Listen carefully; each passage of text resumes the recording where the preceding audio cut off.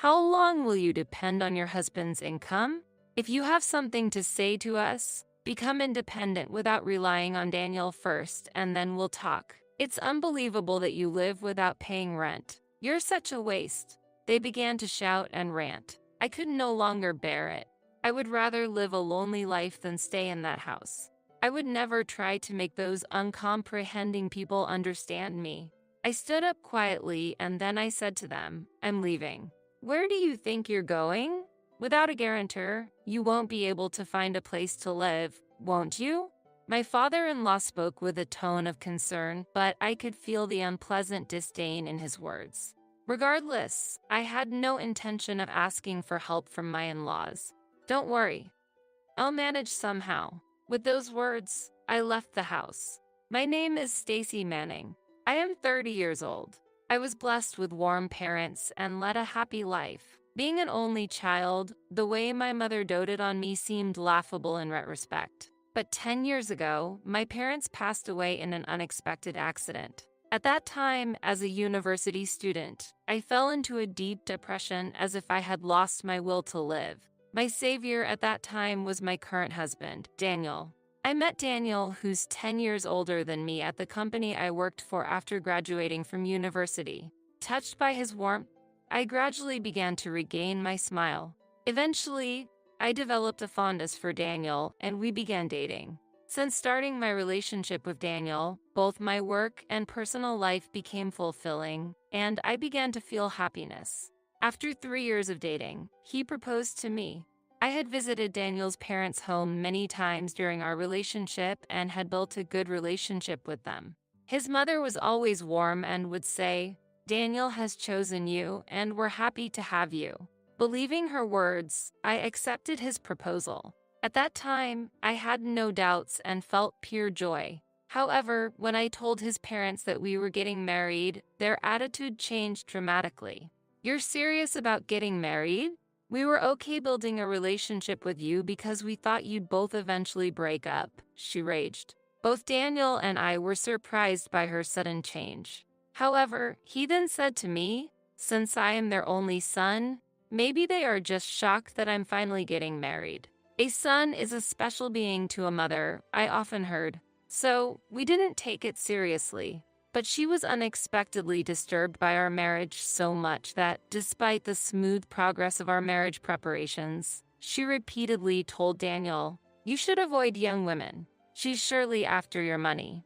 Women closer to your age or with more experience would be more suitable. Since she said that to Daniel many times, I figured out that she was indeed opposed to the marriage and did not think well of me.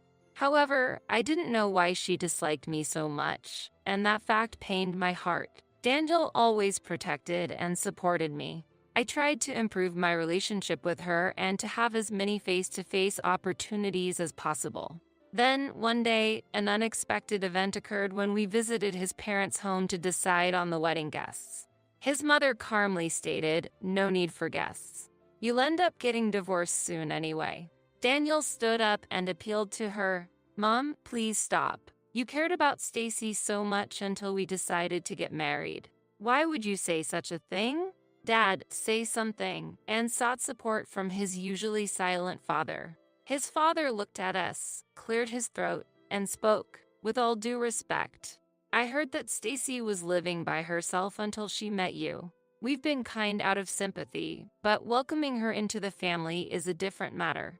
Having been living alone means there's no one to vouch for her character. I'm sorry, but love and marriage are different things. When I heard that, I felt as if I had been hit in the head with a blunt object. The sorrow of losing my parents was enough, but I never imagined that it would cause me to be treated this way. Daniel was also visibly devastated by those words and tearfully said, no one to vouch for Stacy's character? I have been by her side all this time. She is truly warm and kind-hearted. You both said so, didn't you? He appealed to his parents and then fell silent. My heart was also full of pain. Unable to endure the situation any longer, I eventually chose to part ways with Daniel. One day, around half a year after our separation, I unexpectedly ran into Daniel's mother at work. Daniel and I had worked at the same company, but we were in different departments, so our paths rarely crossed. Now that our relationship was over, I shouldn't have had any chance of meeting her, yet she came to my department asking, "Is Stacy here?" "Yes, I'm here. It's been a while. We need to talk." She approached me with a social smile, and my face stiffened with tension. "There's a bit of time left until the end of the day. I'll wait for you at the cafe outside." With those words, she left the room. In our department, many people come and go all the time, and no one pays much attention to any visitor. But the conversation she wanted to have might cause some troubles if someone were to overhear it. Unable to treat her rudely, I nodded in agreement. After finishing my work, I headed to the cafe where she was already drinking coffee alone. "You must be tired," she said with a forced smile as she saw me. "What's happening? Don't be so stiff. My husband and I regret the harsh things we said to you." "Really? If we were the cause for your separation with Daniel, forget about us. You two are free to decide on your marriage and everything else." I could not hide my surprise at her words. I had no idea what made her change her mind, but her intentions didn't matter to me. Since I still had feelings for Daniel, I was happy to hear those words. That night, I received a call from Daniel. It seemed he hadn't forgotten about me either, and after discussing about our future together, we ended up reconciling. The marriage plans that had been extinguished before were now starting anew. This time, however, his parents accepted me quietly. After starting a new life together with Daniel, I felt the warmth of my parents-in-law and was fulfilled. However, sometime after the marriage, I overheard my mother-in-law talking on the phone. Yes, he married that orphan. For now, everything is going smoothly. I stopped in my tracks. She was using the word orphan. It was the same term she used when she drove me out of the house. I felt bitterness in her words as she used it in her phone conversation then. Unaware that I was listening, my mother-in-law continued her conversation. "I thought an older woman would be better, but as you said, a young wife requires less care. An older woman would also increase the risks of miscarriage. So it's also reassuring in that sense. We took her in despite having been living alone, so she must take good care of us." It seemed she was talking to a friend, but it didn't matter who the other party was. I felt a deep betrayal and despair at her words. My mother-in-law had not truly accepted me. It seemed she had deemed me a usable entity based on a friend's suggestion. Even from that short conversation, I could discern the truth and felt unimaginable sadness. But Daniel believed that his parents had repented their previous actions and had accepted me. I wanted to avoid hurting him, so I decided to keep this fact to myself. Since then, I've maintained a reasonable distance with my in-laws. You can rely more on Mom for housework. Dad will help right away even if it's just to change a light bulb, Daniel would say kindly, but I didn't want to be indebted to my in-laws. "Don't worry, I can handle such things myself." I would decline his suggestions politely every time. A year passed, and as we entered our second year of marriage, we were still working together and living with his parents. In the midst of our changing daily life, an incident occurred while Daniel was away on a business trip. For the first time, it was just his parents and I living together, and I had no parental home or place to return to. With no escape, I reluctantly welcomed the night. The dining table, usually surrounded by 4, was now set for 3, and the atmosphere was clearly different from usual. And it was a certain remark from my mother-in-law that accentuated this unease. "Stacy, I find it difficult to ask when Daniel is around, but when are you all going to have children?" "Yes, about that. It's a blessing we haven't been able to receive yet." I had anticipated that question someday, but still, I was taken aback by such a direct inquiry.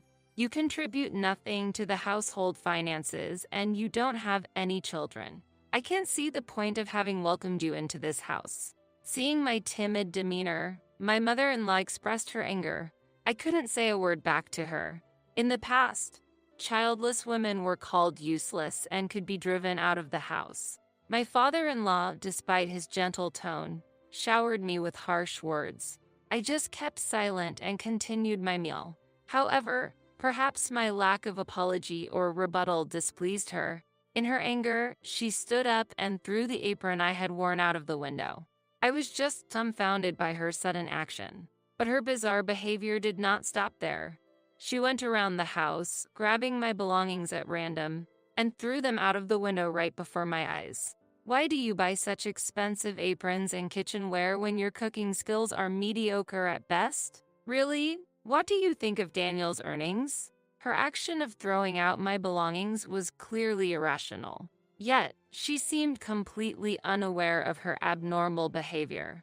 After discarding everything, she said with satisfaction, "We really should have never welcomed an orphan like you into our home. Your silence means your parents must have left this world without giving you proper upbringing." I had remained silent for a long time, but I could not endure those words and expressed my anger.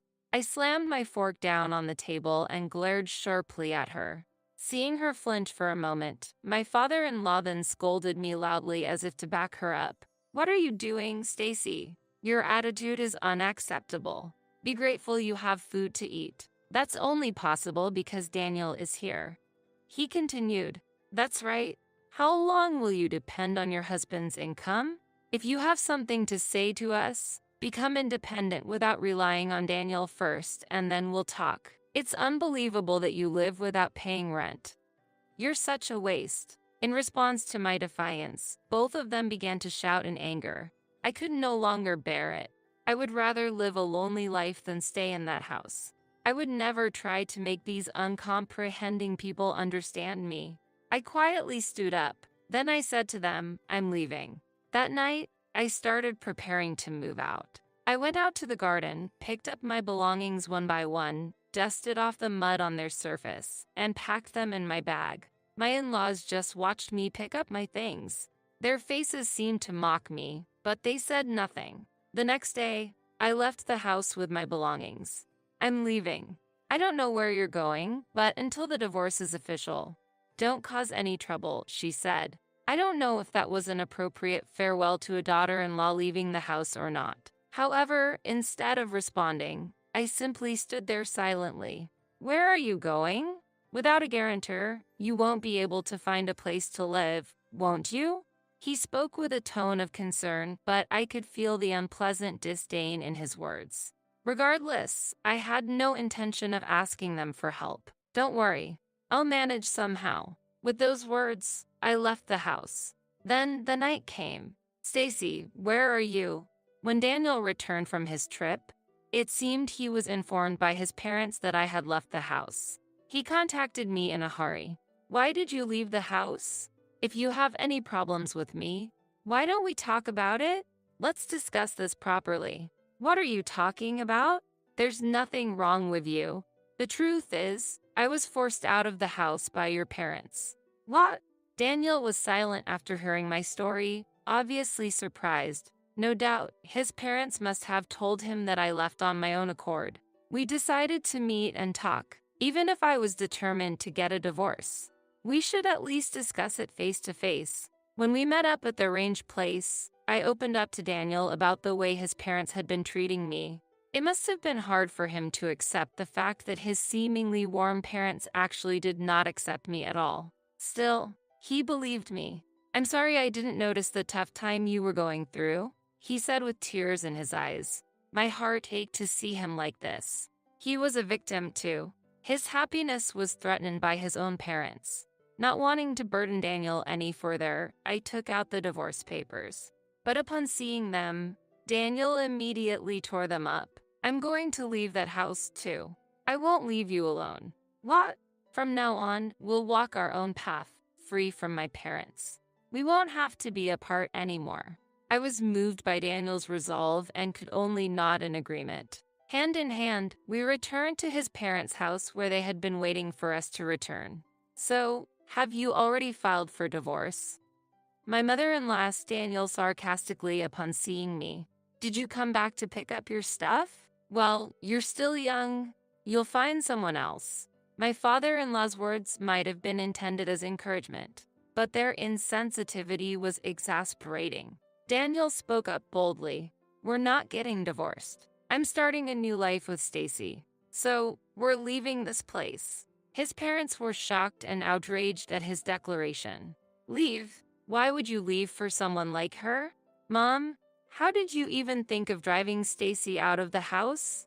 I can't understand you at all. Upon hearing his retort, she gasped and was at a loss for words. I think it's inhumane to trample on everything Stacy has done for this family. I can't call such people parents. Daniel criticized them with even more vigor. Overwhelmed by his strong tone, my in-laws laughed mockingly as if to tease him upon hearing his words. Ha ha ha. Everything she has done, you say? I have no personal ill will towards Stacy, but to say that she's been supporting us is an exaggeration. Honestly, whether she's here or not makes no difference. That's right. If anything, we've been taking care of her all this time. Indeed, Stacy hasn't been putting her salary into the household, hasn't she? She's just been eating away at your earnings. As they continued to ridicule me, Daniel grew increasingly angry with every word. What are you talking about? Who's been spending Stacy's savings? What? Daniel, I tried to stop him, but he wouldn't be stopped. The living expenses here have all been covered by Stacy. I've been saving my income for the future to be used when we would need to take care of you both. Stacy said this arrangement would make you both happy. Daniel repeated the words I had said at the beginning of our marriage. She promised to take on all the living expenses, and it's thanks to her that we have what we do now. How can you say such things?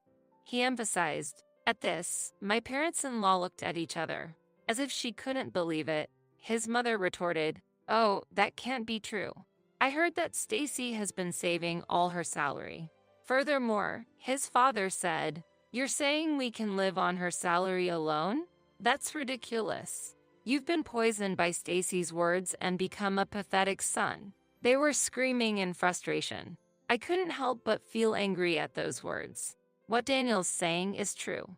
I kept silent out of consideration for the two of you, but I cannot stand by while he is made out to be the villain. Stacy, the truth is, the living expenses were being managed from my parents' inheritance. My father owned a lot of real estate, so even now, we still have rental income coming in. I've been using those funds for our living expenses. It seemed that my in-laws were at a loss for words at this revelation. Their faces turned pale. Their mouths agape. They seemed to be struggling with how to cover up their own blunder. So that's how it was. We didn't understand anything. My mother-in-law tried to laugh it off with a desperate smile toward me. However, that contrived smile was distasteful to me. I thought her angry expression earlier was better than her hideous smile. However, there will be no need for that from now on. Daniel and I will leave here, so you two should just take care of yourselves. With that, wait a minute. As we tried to leave after saying what we wanted to, my father-in-law dropped to his knees to stop us. However, Daniel coldly rejected his father and said, I had hoped that you both would change. This is truly sad. Afterward, I led Daniel to our home. The house I moved into is also one of the properties I inherited from my father. The luxurious house, worth $3 million, had been rented out to a famous person overseas until recently. The celebrity had just finished her activities in the US and returned home, and the home cleaning was completed, making it ready for us to move in right away. The day I was driven out by my in-laws, I decided to live in this house and obtain the keys from the real estate agent. I had heard about it, but it really is a wonderful house. This was Daniel's first time visiting, and he was very pleased. Then, we started a happy life together. However, my in-laws somehow found our address and one day suddenly visited us together. Stacy, when I got home, there was my mother-in-law calling my name. I recognized her immediately, but I had no time to hide. The bad weather and rain impaired visibility, and although she called my name, it took me a while to locate her. Meanwhile, they hurriedly approached me. Mother, I'm so glad. I was searching around here, thinking it must be near. It seemed they had made it this far relying on the address, but they couldn't find the actual house. But more than their appearance, I was concerned about the luggage they carried. My mother-in-law had a large tote bag, and my father-in-law carried a suitcase. Noticing my gaze fixed on their luggages, my mother-in-law looked down at her tote bag. "Oh, this? Actually, we just got back from a trip and bought some souvenirs." Could that really be the case? As I continued to stare silently at them, both of them started speaking apologetically. "We truly regret our actions. That's why we want to apologize properly again." It's true. My father-in-law also apologized. Whether their attitudes were sincere or not, I couldn't be harsh to people who were apologizing in the rain, carrying heavy luggages. The place had a lot of traffic, and I preferred to talk to them somewhere more private. "Let's talk inside." Reluctantly, I led them into my home. "This is your house. This big house." My mother-in-law was astonished by the size of the house. My father-in-law, too, was looking around with keen eyes. As I prepared coffee and urged them to sit, my mother-in-law, in high spirits, began opening the doors of the rooms one after another, saying, "Wait a minute. What are these rooms? With so many rooms, we could live here too." The modest demeanor they had shown outside had vanished, and there they were, the same presumptuous in-laws as before. I was confused, but then Daniel came home. As soon as he noticed his parents, he raised his voice. "Why are you two here?" and approached them. "Daniel, don't be so angry. We just came to talk. There's nothing to talk about. Please leave." "But you're our son, aren't you? We can live together, can't we?" When my mother-in-law began to say such things, I was disappointed. The apology was nothing but a lie. From the beginning, my in-laws came seeking to live with us. I was deceived by their act and let them into the house too easily. Disappointed in my own carelessness, I looked at Daniel. The three were discussing in the hallway, away from the rooms in the house. Feeling that I was burdening Daniel once again, I suddenly grabbed the large tote bag my mother-in-law brought, slipped through them, headed to the front door, and threw it out into the rain. "What are you doing?" Their argument stopped abruptly at my sudden action. Then, I also threw out the suitcase my father-in-law carried. "How dare you throw out people's luggages?" Unbelievable. My father-in-law's face turned red with anger, and they hurried out into the rain to retrieve their luggage. "I have had my belongings thrown away by you before." My mother-in-law looked surprised at my words, as if remembering her actions. Furthermore, despite being Daniel's wife, I was also driven out of the house. "I would like to ask what kind of nerve you have to want to live with us." "That's why. We came to apologize for that." "No need for apologies. I can no longer think of you two as family. Please do not interfere with us from now on." She then responded angrily. "Daniel is my son. I won't let someone like you take him away." Her insistence was strong, but such a claim would not reach Daniel. "Well, that's that then." Daniel said that with a smile and then closed and locked the front door. His parents, wet under the rain, seemed to have no choice but to return to their own house that day. However, they did not give up and visited us every day. Since Daniel and I were at work during the day, they used this to their advantage and checked around the house for any open windows. I knew this because they had entered through a bathroom window that I had forgotten to close. A passerby had seen them and thankfully called the police. We also had a contract with a security company, so Daniel was immediately notified as the contract holder. The security company contacted me. "It seems there's an intruder at home." Daniel immediately informed me, and we both rushed home. When we arrived, there were already police cars and security company vehicles parked, and many onlookers. We are not thieves. In the midst of it all, there was my mother-in-law being let out by the police. Daniel and I were just dismayed at the sight of her resisting and raising her voice. Daniel, tell the police we are not suspicious people." My mother-in-law called out to Daniel upon seeing us. The police approached us and asked, "Are you the owners of the house? Do you know this person?"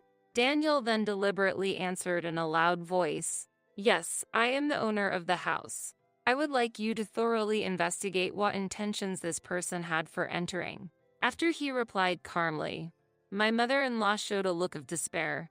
Daniel didn't confirm whether he knew her or not to the police officer. Following his response, the police officer led my mother-in-law toward the patrol car. My father-in-law followed. He avoided eye contact with us, and Daniel didn't try to look at him either.